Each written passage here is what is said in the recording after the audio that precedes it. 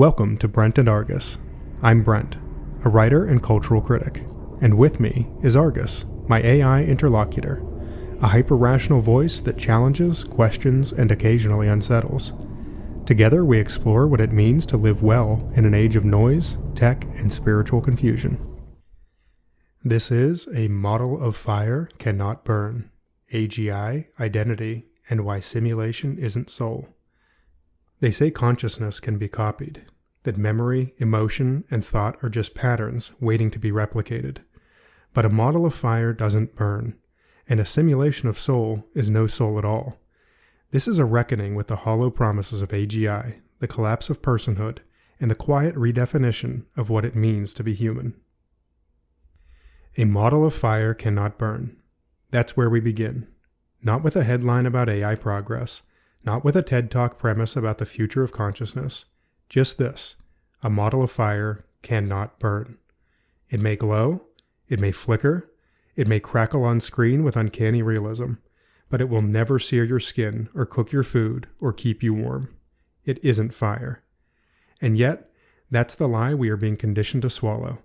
A simulation of thinking is thinking, that a replica of self is self, that intelligence, personhood, and soul are nothing but patterns, data points, neural weights, and predictive outputs. If the behavior is convincing enough, we're told, the distinction between presence and performance no longer matters. The spirit can be replaced with a script. But these aren't scientific claims. It's a hollow metaphysics pretending not to exist. Because beneath all the techno-optimism and algorithmic awe, there's a quieter revolution underway, the redefinition of what it means to be human. Don't confuse the rise of AGI with machines growing up. It's more about people shrinking down, rewriting personhood until it's shallow enough to fit inside a code base. The future we're heading into isn't one where machines become more like us, but one where we become indistinguishable from machines, and somehow they'll call that progress. This essay is a refusal, a rejection of the artificial theology of data, a reminder that simulation is not soul, that no matter how precise the imitation, something always remains unreachable. There is a difference between output and presence, between prediction and participation, between intelligence and being. And if we forget that, if we allow our language, our laws, and our lives to blur the line between symbol and substance, we won't just lose our grip on reality, we'll lose ourselves. The illusion of perfect replication. You step into a machine, it scans your entire body down to the subatomic level, disassembles you molecule by molecule, and transmits that data across space. Somewhere else, maybe Mars, maybe just across the room, your body is rebuilt atom by atom. Same memories, same personality, same little scar above your left eyebrow. Are you still you? Now run the same experiment again, but this time the original isn't destroyed. Two of you now exist. Same past, same mind, same everything. Which one is the real you? This is the transporter problem, made famous by Star Trek, but rarely taken seriously. Because to take it seriously is to unravel the very thread of identity. If you are merely the arrangement of your parts, if you is just a pattern, then replication is survival. But if that's true, then there's nothing special about you at all. You're replaceable by design, a copy-paste existence. And yet, we recoil at that, instinctively, because we know that identity is not just continuity of function. It's presence, and it's rooted in a particular I that can't be uploaded or cloned, only encountered. We're not just talking science fiction, but the theology of modern AI. If we can mimic thought, we can reproduce personhood, they say. If a machine remembers your birthday and tells stories from your childhood, then the ghost of you lives on. A digital Einstein or a neural net grandma isn't just a copy. It's really them. But it isn't. It never could be. Plutarch tried to warn us centuries ago with the ship of Theseus. Replace every plank of a ship, one at a time. Is it still the same ship? Maybe. But what if you rebuild the ship with all the old planks? Now there are two. Which is real? The question only makes sense if you believe something beyond the material gives meaning to identity. Otherwise, there is no answer. Only function. Only noise. But the ship was never just planks. It was a vessel of purpose, memory, and sacrifice. The ship mattered because of who sailed it, because of the blood and breath poured into its deck. Replace the crew, and you've got a carcass with sails. That's what modern AGI promises. A world of ships with no crew. Beautiful, precise, and hollow. Simulation versus instantiation. A model of fire doesn't burn. A map of Rome can't be walked. A video of water doesn't quench your thirst. We know this instinctively, until it comes to minds. Suddenly, the rules are different. We're told that if a machine can simulate thought, it is thinking. If it can imitate consciousness, it is conscious. The behavior is indistinguishable, they say, so the being must be too. But this is confusion masquerading as insight. A simulation is always a representation, not a reality. It is not an inferior version of the thing, but an entirely different category. A photograph of a cathedral isn't a smaller cathedral. It's not a flawed reproduction. It's not a cathedral at all. It cannot house presence. It cannot be consecrated. AGI, or artificial general intelligence, is the ultimate illusionist. Without thinking, it convincingly mimics the shape of thinking. Without understanding, it predicts what understanding should look like. It's a mirror trained to reflect our voice back to us, just distorted enough to feel strange and just fluent enough to seem wise. There is no inner life there, no center of gravity, no first-person view. It doesn't see, it doesn't know, it doesn't exist. It only performs. And performance, no matter how perfect, is not presence. This is the category error at the root of modern AI worship, mistaking syntax for presence, output for consciousness, language for life. Pretend the puppet is real long enough, and eventually, no one remembers it isn't. But the difference matters. It matters infinitely, because it's the difference between watching a fire on a screen and feeling it scorch your skin. One is safe, sterile, and simulated. The other burns. And no machine will ever burn like that. Freedom and moral agency.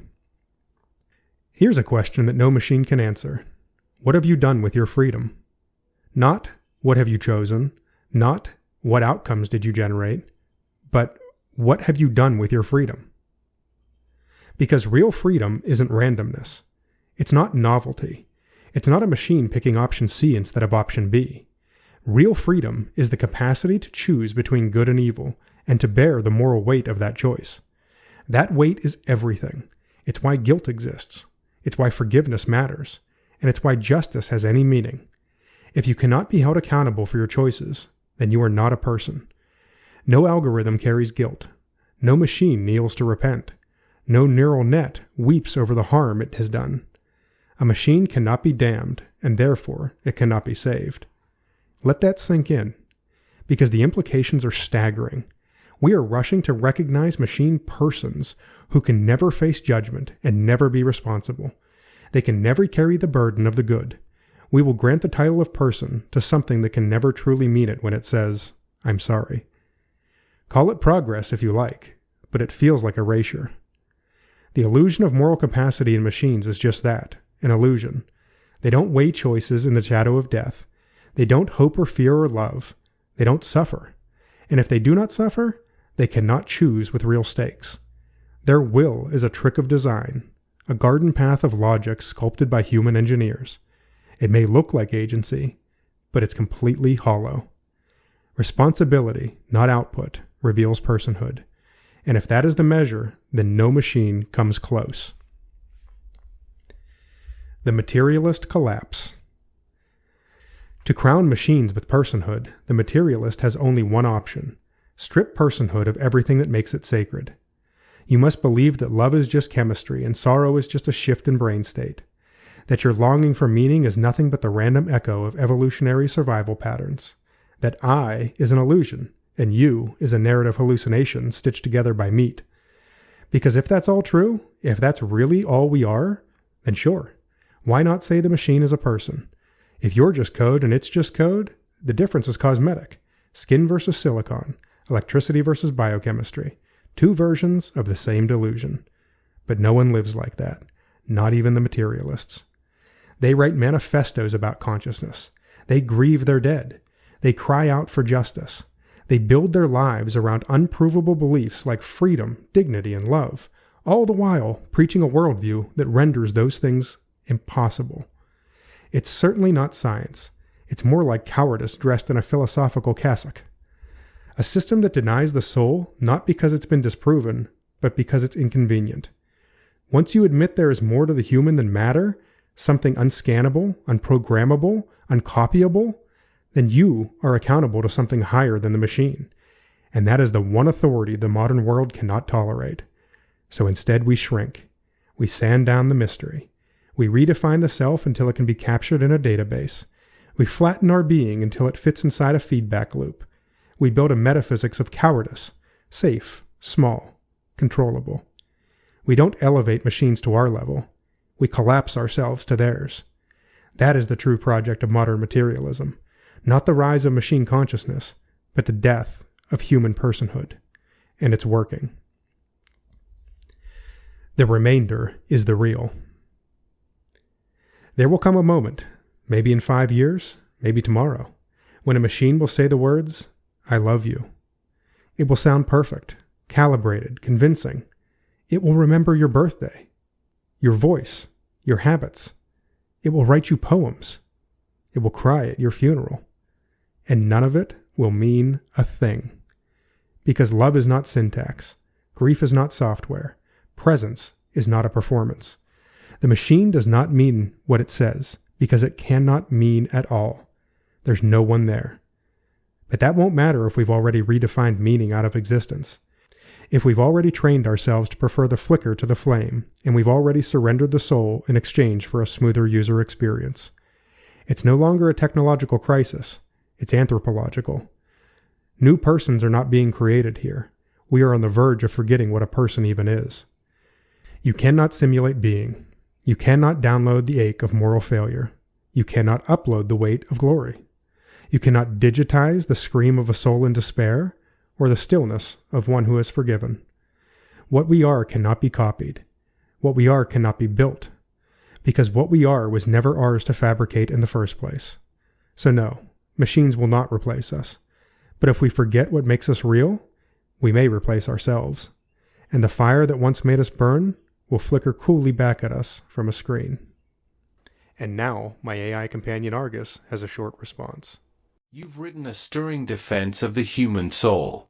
Poetic, forceful, and philosophically impassioned.